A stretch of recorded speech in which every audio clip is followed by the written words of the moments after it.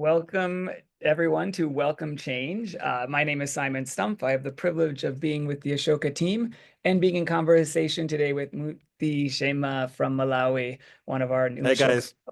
on the continent. Yeah, hey, Muthi, I'm really looking forward to our conversation.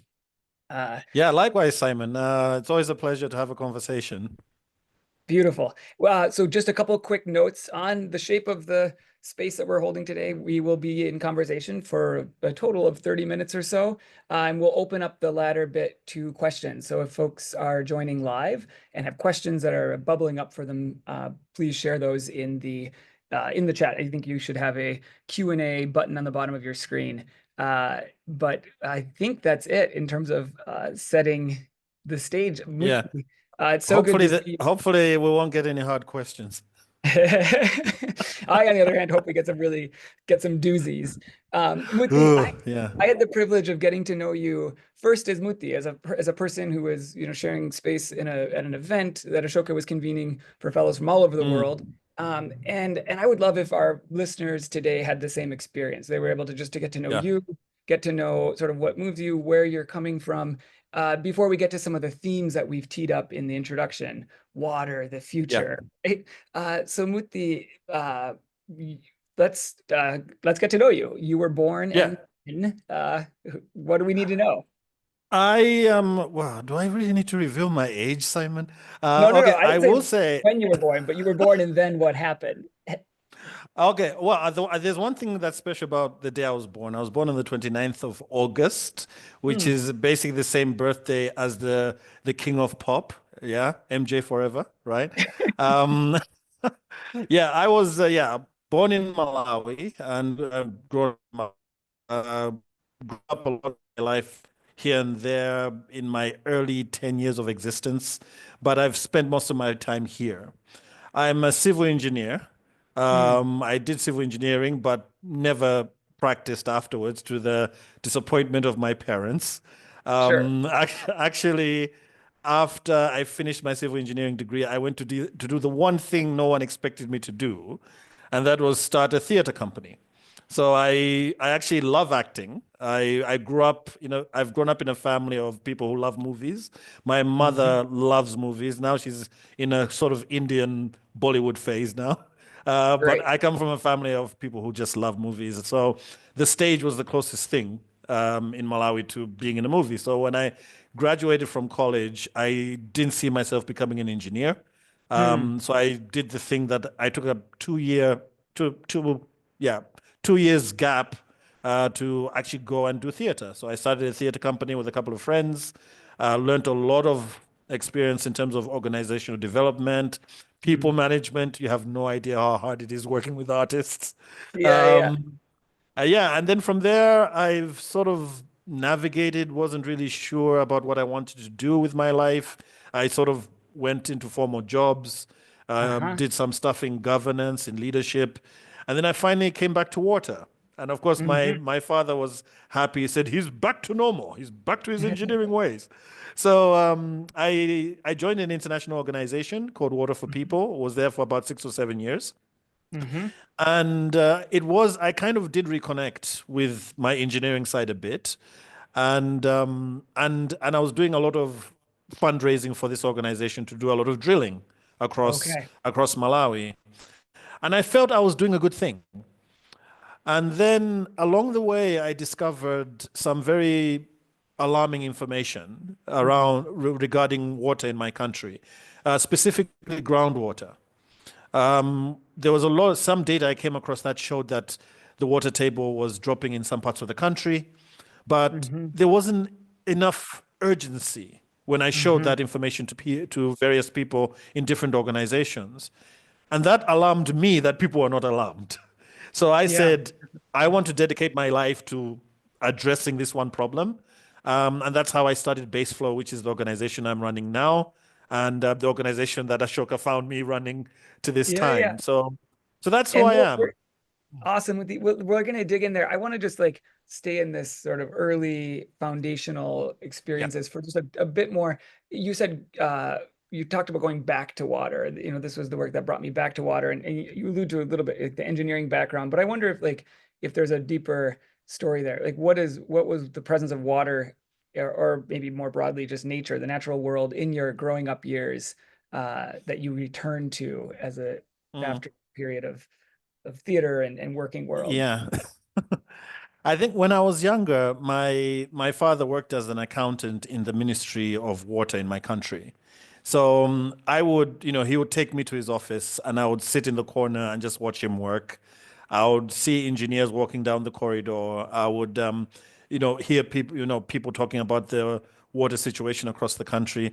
And I sort of, in a way, fell in love with water engineering at that time because it just seemed like this really sexy field. People always traveling, providing water, and Malawi being the country that it is, even though I stay in an urban area, water can still be quite a challenge here.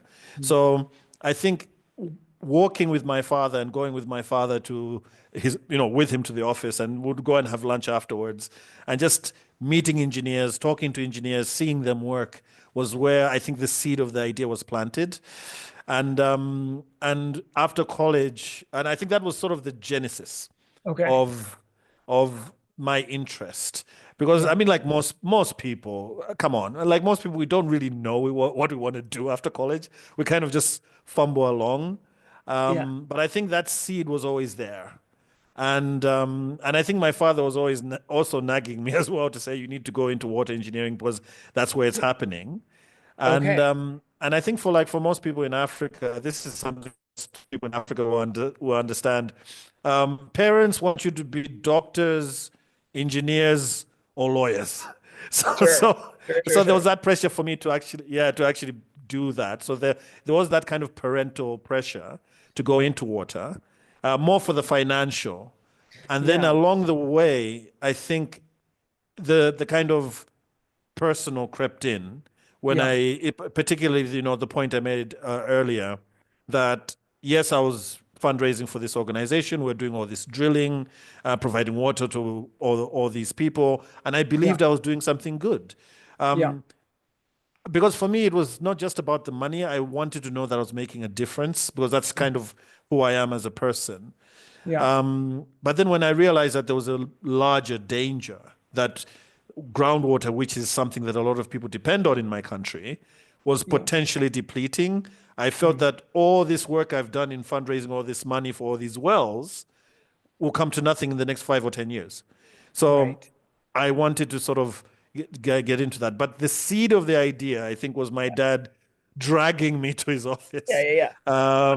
And yeah, just sitting in the corner and listening to his meetings and conversations. Yeah. Beautiful. Yeah, I didn't. I've heard some of the other bits of your dad's history and how that showed up in your life, but I didn't know about this piece in his of his working life. Yeah. Yeah. The Uh, one thing about Ashoka that I find interesting is, the interest in trying to understand my history, because actually in having conversations with people from Ashoka, there are things about my past I actually was like, oh yeah, there was that. So things sort of come back to me, and I was like, yeah, I remember there was this one time. I don't know if anyone that you would share? Like what, for example? I remember the one memory that I actually forgot. It was from the time I was about 11 years old. We stayed in a very high density area, and this was during the time of, ironically, today being the 14th of May, we're celebrating the birthday of our first president, who was also a dictator, and he arrested a lot of people. And my father was one of those people who was wrongfully arrested. So as a result, we moved to this very high density area while my father was in prison. And while I was there, one of the things I did, and I only remember this because of Ashoka, is I used to take a Bible and I would go and preach to little kids in the area and just teach them about what I now understand is the golden rule: do unto others as you would want them to do unto you. And I did that without anyone telling me. I just did it. and Yeah. and it was this thing that I remembered, because I was asked, how did you demonstrate leadership when you were younger? Hmm. And I would be like, well, to me, leadership is, having a role in being a prefect in school or being a class monitor, that kind of Hmm. thing, being the teacher's little pet. That's what I thought leadership being young was. But then when I remember this memory came back, and I was like, actually, I used to be a little preacher when I was about 11 years old. I just grabbed a Bible and I went to preach to kids. and kids would follow me home. I would be like a flock of like 20, 30 kids. Just in Chichewa, the word is abusa, abusa, abusa ngombe, which literally means the shepherd, the shepherd of cows, abusa ngombe, meaning Yeah. a shepherd. This is our shepherd. That's Yeah. what they refer to me Yeah. as. And I just loved it. And I just did it Yeah. because I just wanted to do it. So it was just, it's a memory that came back to me. So it's interesting. Amazing. It's didn't notice, so I took it for granted. And I realized, oh, that actually shaped me in a way. Yeah. Hmm. Thanks for sharing. Yeah, I'm gonna call my dad after this call and thank him for the influence he's had on my life as well. Like, there's a very strong theme. So Yeah. one thing I want to ask. So part of your work, let's zip ahead to your work. So you've seen that water is this groundwater, underground water, hidden Yeah. but so vital, such a source of life for folks. And your dad is part of this effort, this, the water engineer guild, Yeah. and yet something's wrong, right? Because most of the wells aren't working. The indicator wells that the folks in the national Mm, offices can use to understand the water table not yeah. even Yeah. functioning, much less like sending relevant information. So in a way, like as much as this was a powerful, inspiring experience, it's part of your problem statement. The thing that you Mm, experienced on, in the corner was actually not working. And why? What broke down, or what was failing that made it so that you yeah. needed to do something so different? Because what we'll describe is something so different than what you grew up observing, right? Mm, You don't work yeah. for the government. You don't, yeah, you're building a whole set of infrastructure and systems and people power that didn't exist. Mm, mm. Well, I think the trigger for me, I think, was because part of the work I was doing was around data. So I was coming across some data that was showing that there was very clearly depletion of groundwater. And for those who, because there are people who don't know Malawi, 80% of Malawi's 21 million people are dependent Mhm. on groundwater. So it's essentially, we like to call it a threshold resource. And there was a word you used, Simon, that is really important to groundwater. It is hidden. So Mhm. because it's out of sight, it's out of mind. And because of Mhm. that, we make a lot of assumptions around it. We assume there's plenty of it out there, so we don't need to worry about it. So because of those assumptions, and many of them, Mhm. it's very easy to over abstract or to mismanage or abuse the resource because we think there's just so much of it out there. And I think the one statistic that is very common in the sector in my country is Mhm. that 1 in 3 wells fail, right? Mhm. 1 in 3. Now, a lot of these in my country, if you ask anybody, they'll tell you, well, we train communities to fix these wells. So the problem has to be communities are failing to fix them. Mhm. Actually, as I dug into the work, especially in my early years when I started BASEflow, it was very clear it had very little to do with the communities themselves because Mhm. they were trying to fix it and it was still failing. Now, what Mhm. does failure look like? Failure is a well that's supposed to last 15 years only lasting 1 week. And Mhm. I often share my own story that some of those wells, there was one well that I fundraised for, Mhm. which only lasted 2 months. And I keep a picture of it as a reminder to me that Yeah. this is why I do what I do. Yeah. And and we discovered that the reasons why those wells are failing, one of them being that the water table is dropping, and we need to figure out why. And the second reason is some of these wells are not constructed properly.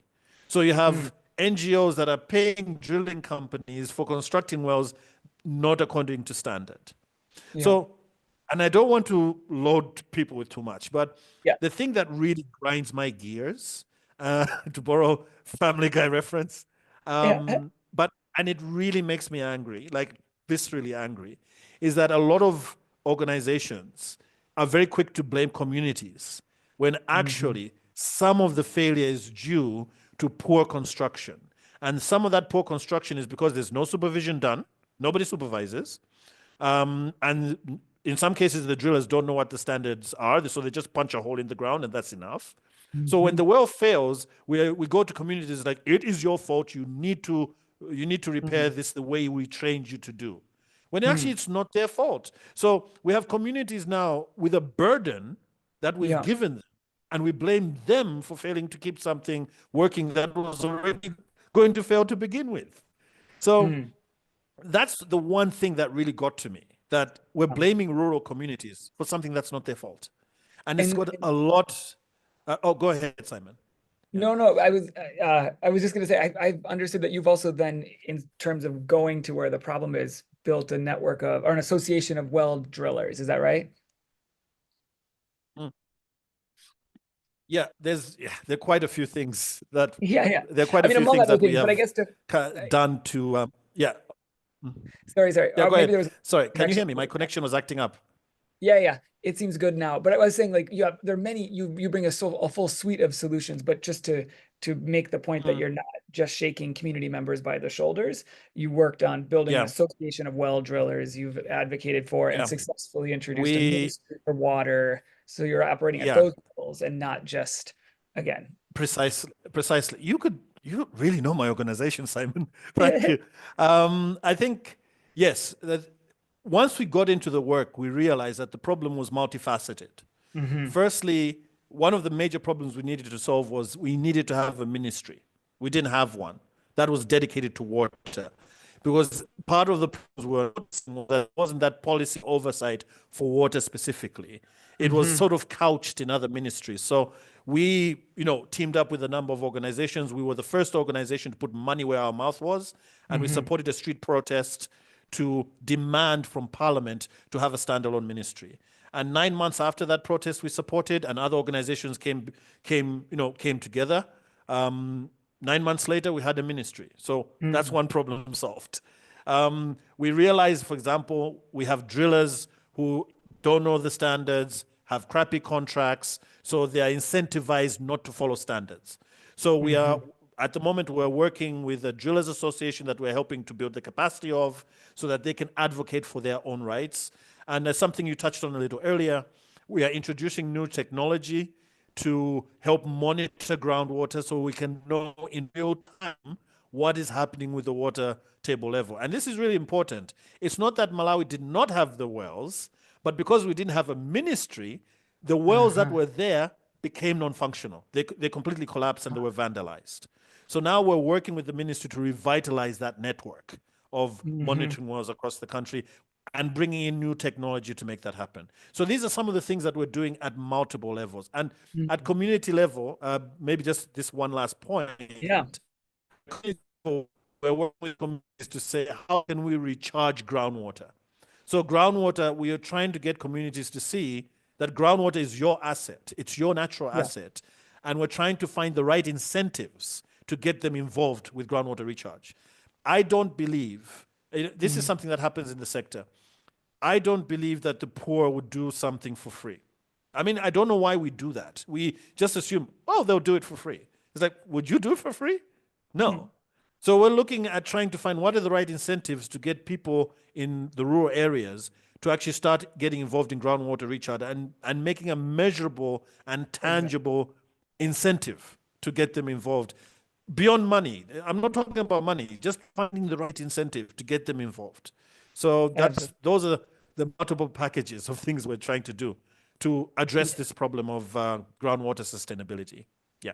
Beautiful. Yeah, no, I think measurements are key, and I agree. It doesn't need the measurement can then inspire action in many areas, not necessarily just economic incentives. Yeah. One, Mm. the ability to measure water is what we're talking about now. Uh, One of the things that we're measuring is like whether or not the water table is dropping. There's some environmental harms Mm. or changes, but let's talk about health because I mean, obviously, I don't think this is so hidden. The connection between water, clean water, and health is for a lot of people really obvious. But Mm. if access to water is compromised, health Yeah. obviously becomes a huge factor. And so I just wonder, like, how much do you think of yourself as someone working in the health field, and how much does the health field, show up at these protests or see themselves as being represented by the work that you're doing?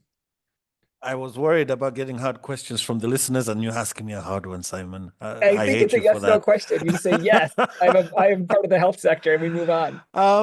I think, oh boy. Okay. Do I see myself as part of the health sector? Um, Or do they, or do, are there, or what ways interesting. in which does that sector intersect with yours? I think the intersection between health and water is, as you've said, I mean, the obvious one is that you need clean water. And if you don't have clean water, there is the risk of people getting cholera or waterborne diseases or sanitation-related diseases, which obviously link to death. So that Mm. is really the connection when it comes to water access and what the lack of water, the knock-on effects that has Yeah. in the general community. So Hmm. in that regard, that's where the connection I think between water and health is. Mm. It's you wouldn't find me working in a clinic, for example, but you Yeah. will find me at the well in the clinic trying to Mm. work with health workers to try to understand how does this work, how can we fix it, do you have seasonal challenges with water access? Yeah. So that would I would see myself as a more of a support function to health facilities Mm. to ensure that they provide the water that they need for sanitation, especially cleaning surfaces. And this is something that became even more important during COVID. Actually, water became all the more important during COVID, Yeah, of course. particularly within the health space, that they realized we really need to up and improve the water and sanitation access in health facilities. Yeah. So I may not primarily think of myself as a health space Sure. person, Yeah. but I see myself as a kind of support function to that space Sure. And I wonder, to enable them to do their work. Yeah. COVID thankfully is in the past, but we've also teed you up as a bit of a futurist. And so I think looking to the future, Mm, I don't know Malawi well enough to know what industrial agriculture, what role industrial agriculture plays. But where I live and in my family, we have groundwater, and we live in an agricultural mm, region where a threat to our groundwater and our health is around the pollutants that confined animal feeding lots can concentrate and leach into the groundwater. So organizing around yeah. groundwater in my part of the world is oftentimes around health, and then the indicators, Mm, the measurements are the presence of bacteria or mm, extra nutrients. And so whether or not that's in your future, I do want to tee you up as this futurist. I've read some of your speculative nonfiction, and it's really thank gripping. you. It's beautiful, and it's not science fiction, quote unquote, with like flying ships. Though there are like amazing technologies, all of it set in Africa, and the characters are incredibly compelling. How does your role as a science fiction or a speculative nonfiction author inform or influence your work as a social entrepreneur?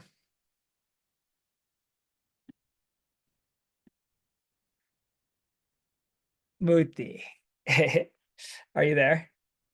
Well, give me. Hey, you're back. Did you catch my question? I was saying wonderful things about you as an author, and I was showing off. I've done some of my Yeah. work, and I've read some of your speculative nonfiction. But I wonder, like, and I was saying Thank you. yeah, and beautiful work. And we could spend a whole hour just talking about that. But when we talk about water and health and the future, I mean, I don't want to frame this as like, what are the things that keep you up at night? But how do you write compelling, speculative nonfiction in Africa? And what are the dilemmas, right? What are the characters dealing with? Um, Yeah.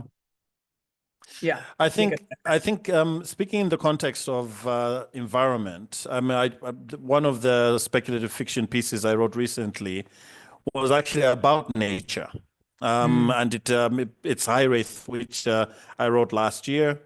For those of you who'd like to check it out, it's on futureecosystemsafrica.org. You can go download it there, and it was really trying to look at the question of really agency. Like, what does it take for what would the future look like if Africans tapping into their own history, their own culture, their own agency? What would the environment look like if we adopted indigenous knowledge, indigenous ideas, indigenous histories? What would that do for nature? And and I think for me, a lot of the one of the reasons why a lot of my speculative fiction is less about science fiction. It's not about flying cars. It's more about agency, African agency to shape certain futures for ourselves.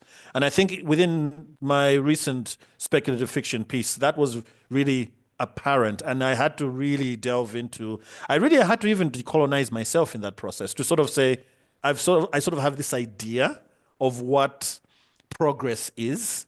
And I had to dismantle that idea and sort of say, okay, if I step out of this, what does progress look like from a truly indigenous perspective? In this case, a Malawian perspective. And for me, that's why it's less about the tech and it's Mm, more about culture. It's more about mhm. philosophy. It's more about governance and what that looks like. Because everything, and especially culture, everything Yeah. sort of stems from culture. And that's why when people often ask me, what is an African future look like? And I often say the starting point is culture, not technology. Hmm. Because it's the culture that shapes everything. It shapes the way we think, the way we engage, the way we eat, the way we engage with nature.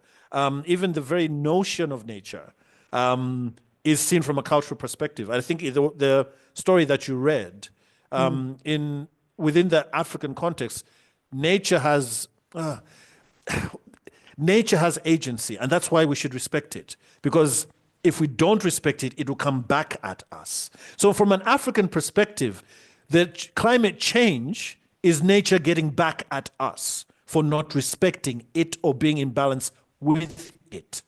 So, you find that there's already that inherent understanding.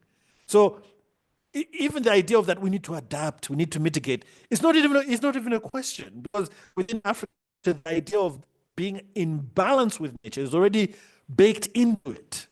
So, so that's why for me, when it comes to the idea of what does an African future look like or futurism, what does it look like? We need to tap into the lost indigenous knowledge where nature was already embedded and understood as being a partner. And oh my goodness. And also the idea that we don't put man at the center of existence, that we are merely a co-partner in the shaping of the universe and the shaping of nature. And if we are good to nature, nature will be good to us.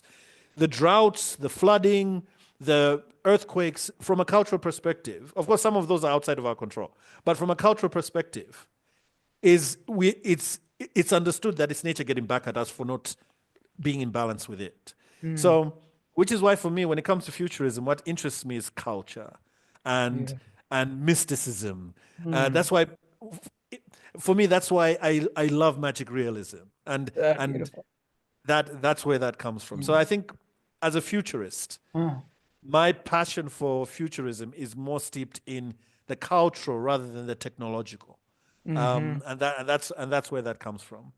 So good. This reminds me of a conversation I was having with Hastings. There's another fellow from Malawi. Mm. Do you know Hastings? Um, Yes, yeah, from Acades. Yeah, he's a Acadies, friend. exactly. Yeah. And so he works with young folks in rural areas. You do too, obviously. And the Mm, speculation, the thing that we were speculating on was this fact that was, fact, quote unquote, that was getting floated around that Lagos will be the first city of 100 million in human history and by the end of the century. mm, And that's speculation. And what he was saying is like, yeah, but maybe not. Like maybe rural areas become more compelling. Maybe that's not mm. doesn't need to be just such a apocalyptic prediction. Like maybe that's an amazing thing. No. 100 million people flourish with nature. And it Mm, was just fun to mm, like be in that mindset of, speculating and questioning sort of the hundreds of billions of decisions that are going to happen between now and the end of the century, shaping cities like Lagos, mm, continents like Africa. We're at the mm. bottom of the hour, and I wonder, yeah, what other thoughts are bubbling up for you in this conversation, and what else we need to know, Yeah. what do people like misunderstand about your work, and Oh, yeah. what could we'll set folks off into the rest of their day with the record slightly more correct in this one dimension. Yes. If there's one thing that people often misunderstand or sort of jump to the conclusion when it comes to my work, when they hear I run a water social enterprise, is that, oh, you drill wells and that's it. They think that that's all we do. And Mm, it is an important part of our work. That's not to diminish it. But when it comes to sustainability of groundwater, it's far more complex than that. It's about stakeholder governance, it's about community governance, it's about data governance. And now climate change is bringing in a completely new dimension in terms of how we install our infrastructure, financial innovations to deal with that. So, sustainability of groundwater or the work that I do, infrastructure is important, but we are more, a lot of our work is around the governance. So Mm, data governance, community governance, stakeholder governance, to ensure that the infrastructure that's there is there for the long term. That's that's a key thing that I would like to actually emphasize, that it's not just infrastructure. It's mm. about the different levels of governance that are required to ensure the infrastructure is sustained. Beautiful. And I would just say, I mean, what's been beautiful about this conversation is this last point that it's about governance. It's also governance nested in or within as an expression of our histories, whether our family histories or our bigger histories and our cultures. And thank you so much for sharing Yeah, how yeah, African culture and your own uh, culture, the world citizen, has have so beautifully shaped your work today and your visions for it in the future. Muti, no, thank you, Simon. it's been so good to connect. I love this. I would love to see you in person sometime. So we'll keep syncing our Yeah, calendars and trying to find each other out in the world. For everyone who listened, definitely. thanks so much for joining us. We'll, a version of this conversation will be shared so folks who weren't here live can read it. And then every other Wednesday or so, we're bringing another social innovator from the Ashoka community to this stage, to the Welcome Change session here. And so stay tuned, follow along, and be well. Thanks, everyone. Bye. Bye. See you, Muti.